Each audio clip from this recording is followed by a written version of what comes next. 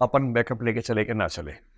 मैं आपसे ये भी कह रहा हूँ कि कुछ टॉपर्स आपको ऐसे मिलेंगे जो कहेंगे कि हमने कोई बैकअप प्लान नहीं रखा था, हमें एकदम क्लियर था कि आईएएस ही बनना है, तो मुझे बस चिंता ये है कि बनेंगे तो कलेक्टर बनेंगे, नहीं तो कंडक्टर बनेंगे, ऐसा ना हो जाए। आपने उन गलियों में, उन सड़कों पर खाक छानते बच्चों को कहाँ देखा जो बिना बैकअप के तैयारी कर रहे थे और कोई बैकग्राउंड ऐसी थी नहीं, और अंत में ना यहाँ के रहे ना वहाँ के रहे। दूसरा ये है कि सर आईएएस और पीसीएस की जो भी प्रिपरेशन कर रहे हैं, क्या बैकअप प्लान होना कंपलसरी है या नहीं? पहला सवाल हमारा है कि बैकअप हमारे पास होना चाहिए, अपन बैकअप लेके चले कि ना चले। इसका उत्तर है हाउ। बैकअप लेके चलना ही ठीक रहेगा, सीधी सी बात है। तो इसका जवाब में जब कई बच्चे पूछते हैं मुझसे ये बात, तो मैं सिंपल सी बात कहता हूं, देखो, एक अच्छी जिंदगी के लिए एक अच्छा रोजगार बहुत जरूरी है, लेकिन अच्छा रोजगार होने से जिंदगी अच्छी हो नहीं जाती है। एक अच्छा रोजगार एक अच्छी जिंदगी के पैकेज का हिस्सा है। केवल अच्छी नौकरी होने से अगर जिंदगी अच्छी हो जाए तो कोई आईएएस या कोई आईपीएस सुसाइड क्यों करे? ऐसा भी होता है कभी कभी। इसका मतलब है कि नौकरी बहुत अच्छी मिल जाना जिंदगी शानदार होने की गारंटी नहीं। पर यह तय है कि जिसके पास अच्छा रोजगार नहीं है उसकी जिंदगी तो नरक बनेगी, ये तय है। तो एक वेल सेटल्ड फाइनेंशियल लाइफ आप सबको चाहिए। अभी तो माँ बाप आपके कमा रहे हैं, पैसा भेजते हैं, आप उसको खर्च करते हैं, कभी कभी उड़ाते भी होंगे थोड़ा बहुत, तो ठीक चल रही जिंदगी। लेकिन अब उन्होंने कहना शुरू कर दिया होगा हल्का हल्का, हिंट हिंट में, कि बेटा पेड़ जैसे हो गए हो, फल कब आएंगे, है ना? ऐसा भाव आना शुरू हो गया होगा।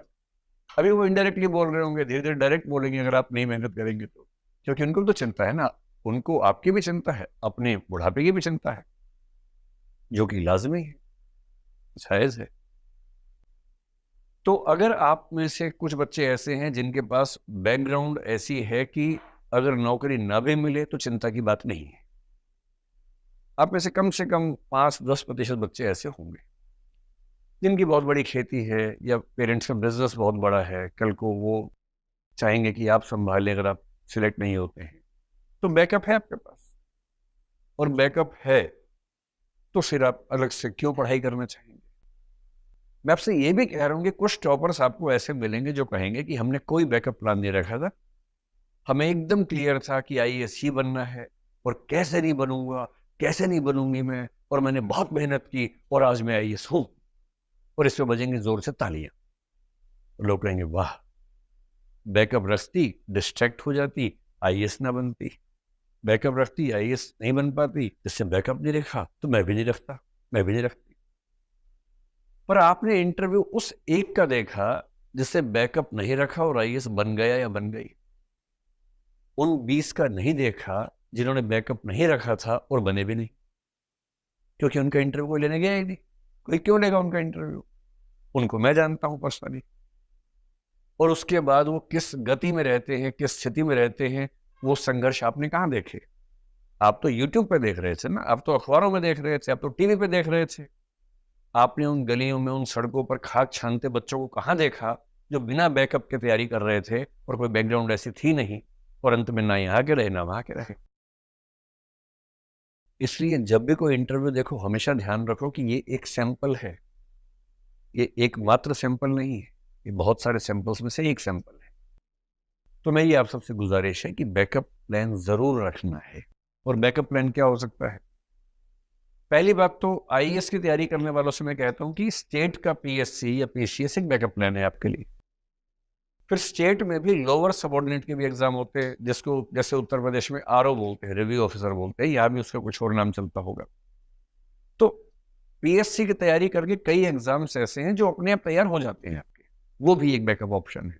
लेकिन पीएससी की तैयारी के साथ जो दो सबसे अच्छे बैकअप ऑप्शंस मैं समझ पाता हूं, एक ये है कि लगे हाथ एलएलबी कर लीजिए या तो, और या फिर किसी एक विषय में, क्योंकि पीएससी में वैकल्पिक विषय अब नहीं होता है, यूपीएससी में तो होता है। तो हम यूपीएससी में कहते हैं कि आपका जो ऑप्शनल सब्जेक्ट है आप उसी में मास्टर्स कर लीजिए, एमए कर लीजिए। और एमए आपको पता है उत्तर भारत में कैसे होता है, एमए मतलब एमए। जब आप एमए कर लेंगे किसी विषय में तो आपके सामने बड़ा अच्छा ऑप्शन खुलता है टीचिंग का, स्कूल में या कॉलेज में। अगर 1 साल या 2 साल की छोटी सी डिग्री बीएड की है वो साथ में कर लें।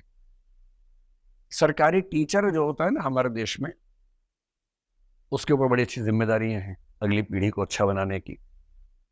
और साथ में सरकारी टीचर होने का मतलब है कि आपको मरी हालत में भी 60, 70, 80 हजार रुपए का वेतन मासिक मिलता है, जो एक गरिमापूर्ण जीवन एक छोटे परिवार के लिए पर्याप्त राशि है। तो मुझे बस चिंता ये है कि बनेंगे तो कलेक्टर बनेंगे, नहीं तो कंडक्टर बनेंगे, ऐसा ना हो जाए।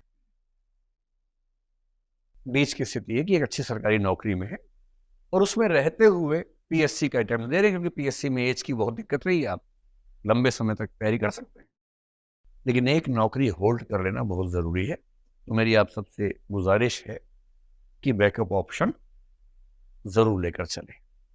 अगर आप किसी बहुत बड़ी बिजनेस फैमिली से हैं तो बस तब आपके लिए अलग बात है।